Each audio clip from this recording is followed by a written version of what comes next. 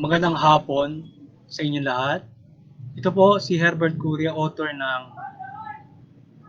The Critics Promotion. Ang boses at konstruktibong kritisismo, opinyon, konsultasyon at komentaryo, kakibat ang ating pananalig sa ating banal na Panginoon Diyos, banal na Panginoon Kristo, at gabayan ng kiliwan ng banal na Santa Maria. Mula sa mga isyong aking nakalap ay hinggil sa issue ng korupsyon sa ating bansa na i-report ito sa hotline 8888 through free text and through text and call also. Ang Pangulong Duterte ay puspusan ang kampanya ngayon laban sa korupsyon sa pamahalaan at kanyang hinihikayat ang lipunang Pilipino na isumbong sa kanya ang mga tiwali sa pamahalaan o mga korap through free text sa 8888 at maaari rin itong tawagan. So ngayon ay itong hotline na ngayon ay ito ay po pwede itong tawagan yung using mobile. So siguro maaari din sa landline.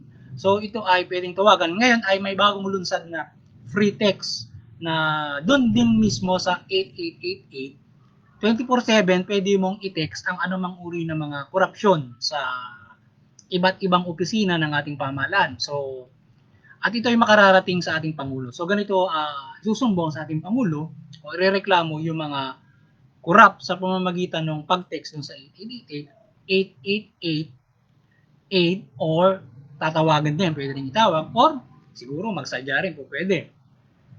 So, ngayon ay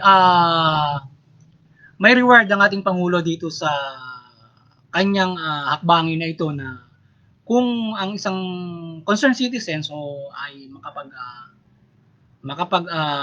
rereklamo o makapagbibigay ng impormasyon hinggil doon sa mga korap sa pamahalaan, red tape, ay may bigay niya ng reward. So, yun ang pinakamahusay na mga binibigay na incentives ng ating pamahalaan na mabigyan ng reward yung mga bibigyan ng impormasyon. So, nais niyang ating pamahalaan na malinis yung ating pamahalaan regarding dyan sa korupsyon na yan. At tayo maging concerned din at makatulong na maging malinis ang ating pamahalaan sa korupsyon o anumang uri ng mga katiwalian at mga pang-abuso. Ngayon, ang The Critics Promotions ay nagsasaboses ng pagsuporta sa hakbangin na ito ng ating pamahalaan na mahikayat ang lipunan Pilipino.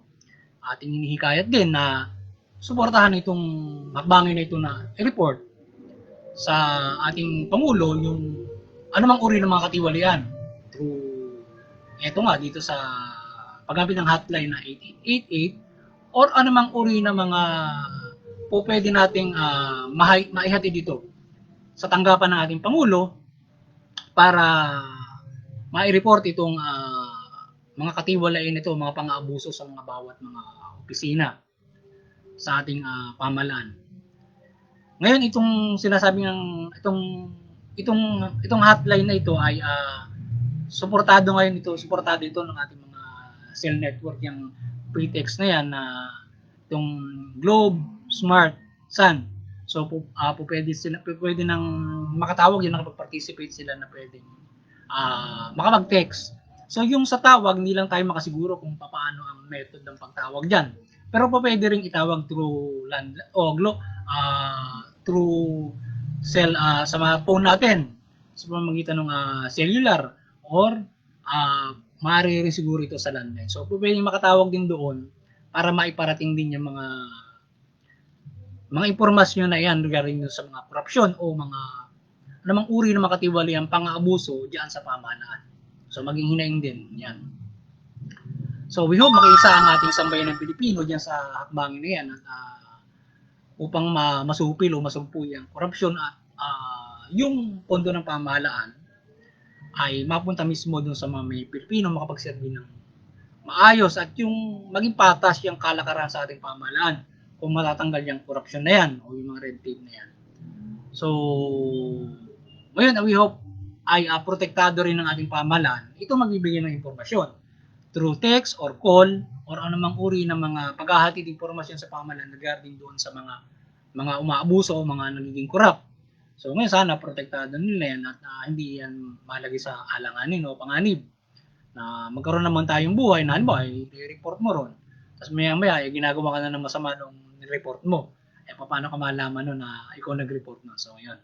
So sana yung 8888 ay free from from mole yung mga baka merong mga kanyan, mga hudas ay naku problema malaki yan dahil kung may hudas diyan kawawa yung magbibigay ng impormasyon na tutulong sa ating pangulo. So tulungan natin yung pangulo at ganyan na itulungan din ng pangulo na yung magbibigay ng impormasyon ay ligtas sa anumang uri ng kapahamakan.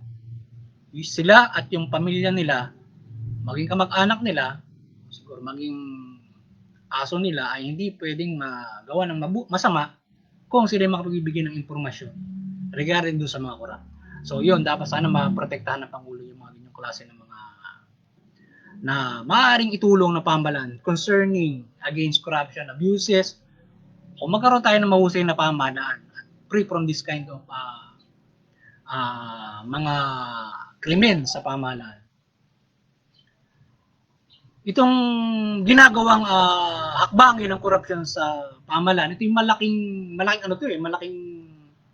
malaking tulong ito na kung malulutas ito ay makapamumuhay ng masagana ang ating lipunan Pilipino na yung mga ninanakaw o mga nakukurap na ito na kung mapupunta ito sa mamamayan ay makapamumuhay ng masagana ang mga tao doon sa mga bilyon-bilyon na mga nakukurap na kung saan ay kung ito ay maibigay doon sa mga tao o ito ay magkakaroon ng mga mahusay na industriya para mabigyan ng trabaho yung mga tao, mga negosyo, ay magkakaroon ng mahusay na pamumuhay o ay lalong-lalo na yung naging issue ng scam doon sa sa PhilHealth. Yung ating kalusugan mapapangalagaan through kung walang korupsyon. So ngayon ay sana ay maging matagumpay ang kampanyang ito ng ating pamahalaan at malutas yung korupsyon sa administrasyon ito. At yan ay magaya ng mga susunod pang mga administrasyon. At mapanatili natin ang isang mabuting pamahalaan.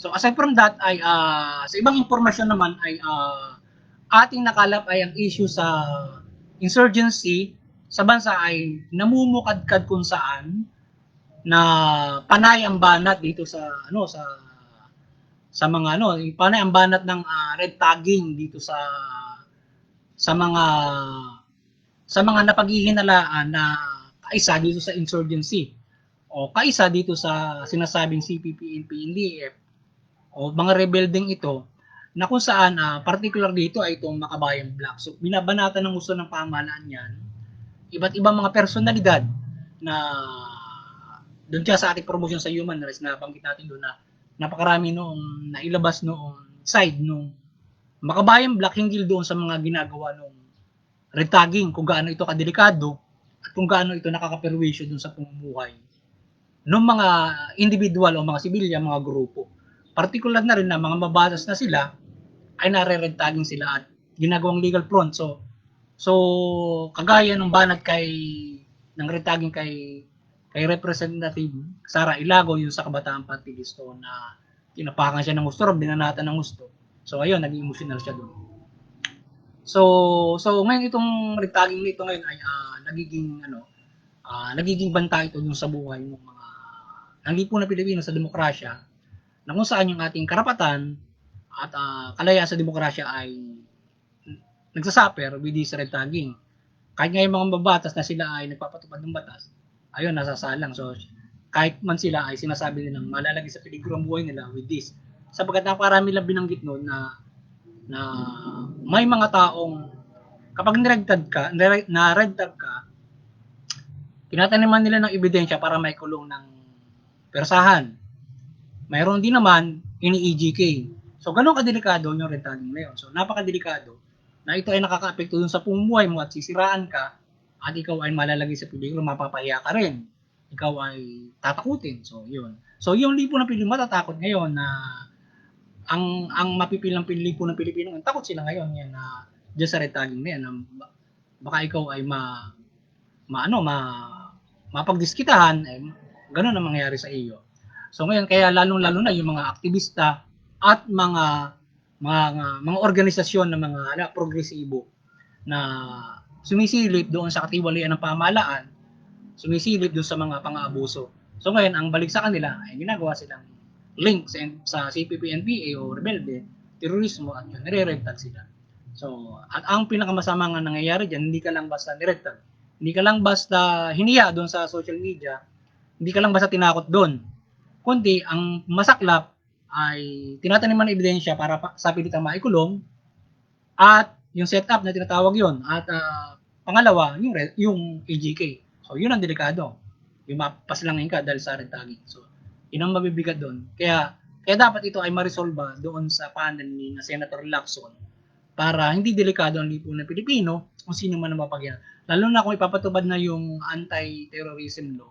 Dapat kung may red tagging, pinagbawal yun doon.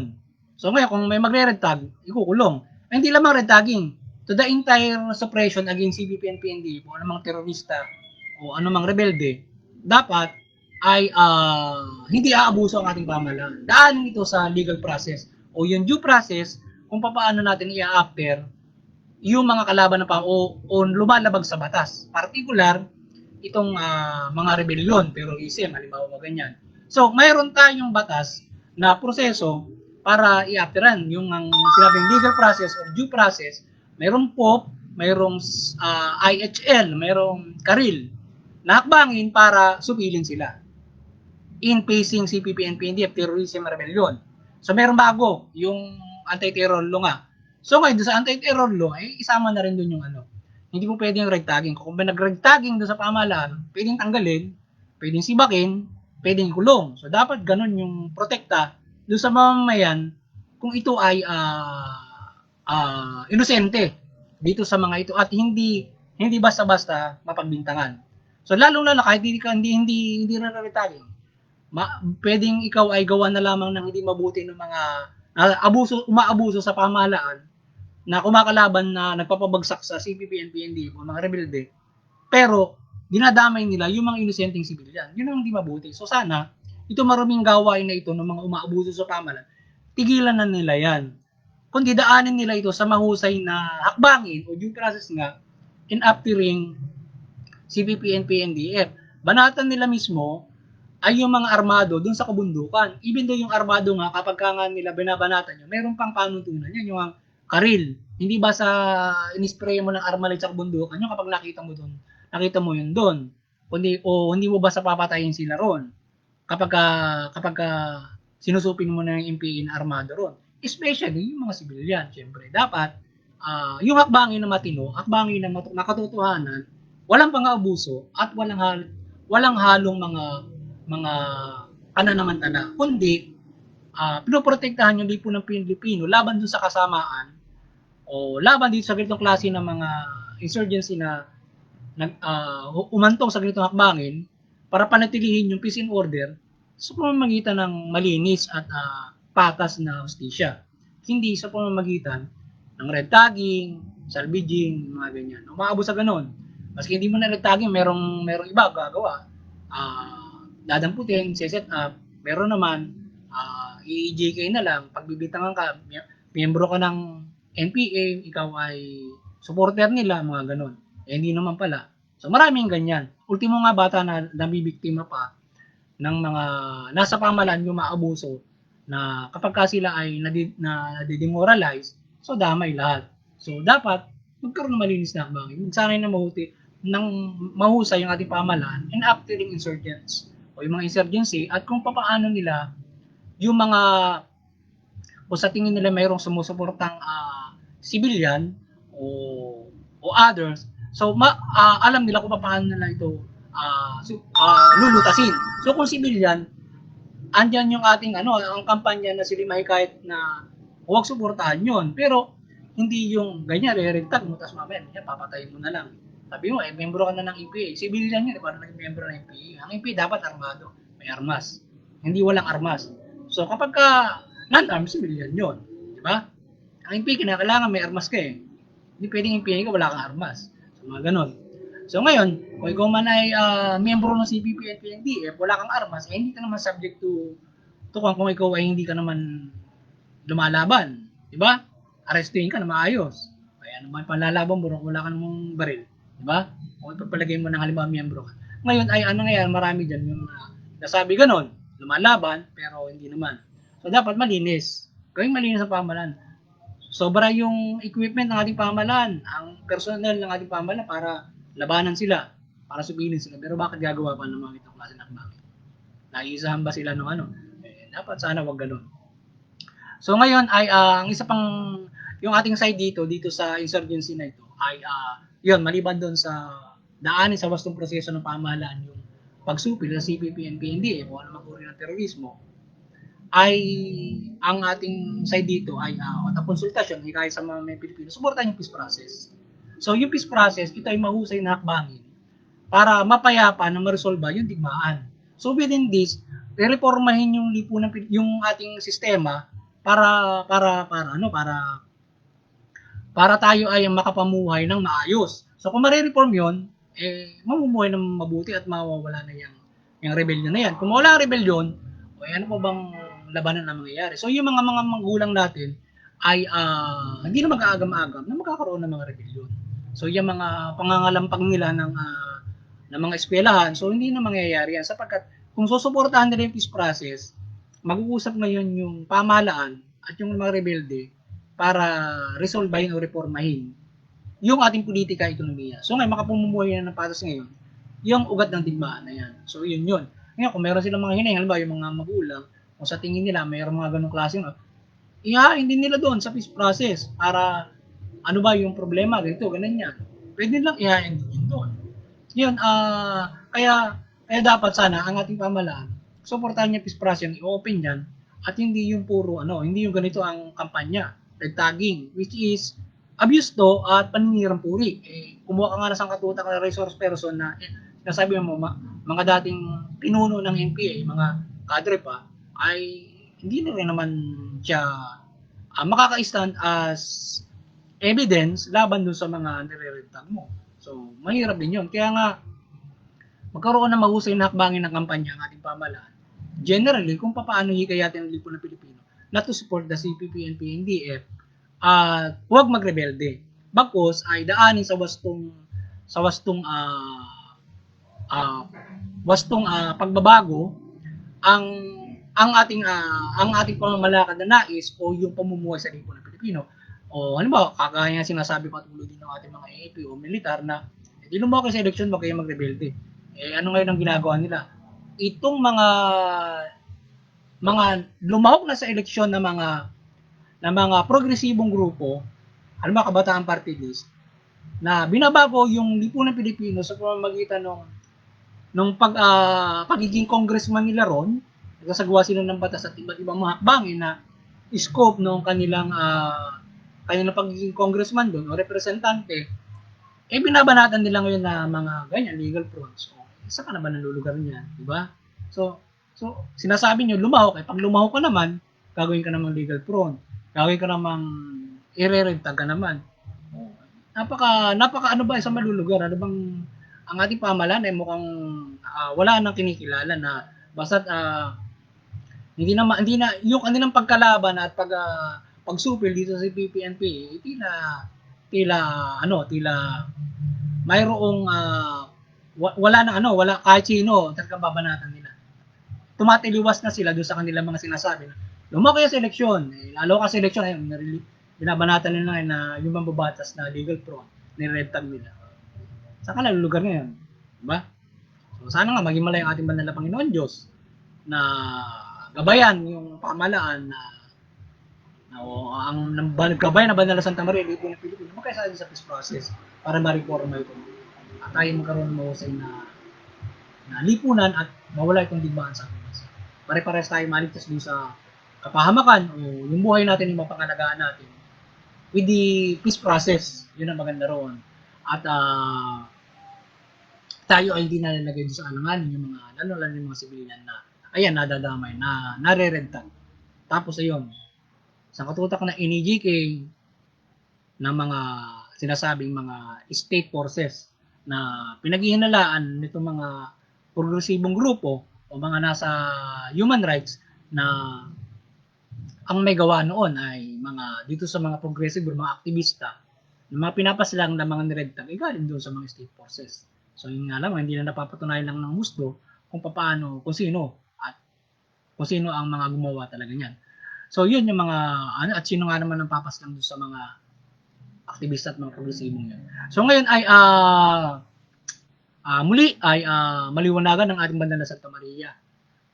Ang ating masamula pamahalaan at lipunan ng Pilipino na mapairal ang mabuting pamamahala at karapatang patao ng lubos at patas na hustisya at mabuting lipunan. At magbago ang mga nagkakamali sa ating lipon, lalo na yung mabibigat. So sana magabayan ng Banal na Santa Maria para patulungan ang ating pamahalaan na magkaroon tayo ng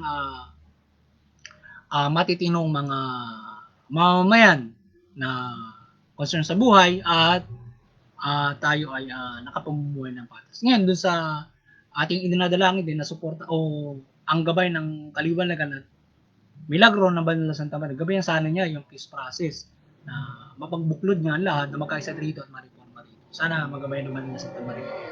So ating dalangin yan ng gusto at tayo ay magkaroon na ng isang mahusay na sana umabot sana sa peace process ma-resolve yung digmaan sa bansa at hindi dun sa patuloy na digmaan ang umiral. So yun lamang, magandang hapon sa inyo lahat at God bless you. Sana nakapagsabol sa naman ang critics promotion ng konstruktibong kritisismo, opinion, konsultasyon at komentaryo sa linggo ito. Magandang hapon sa inyo lahat at God bless you.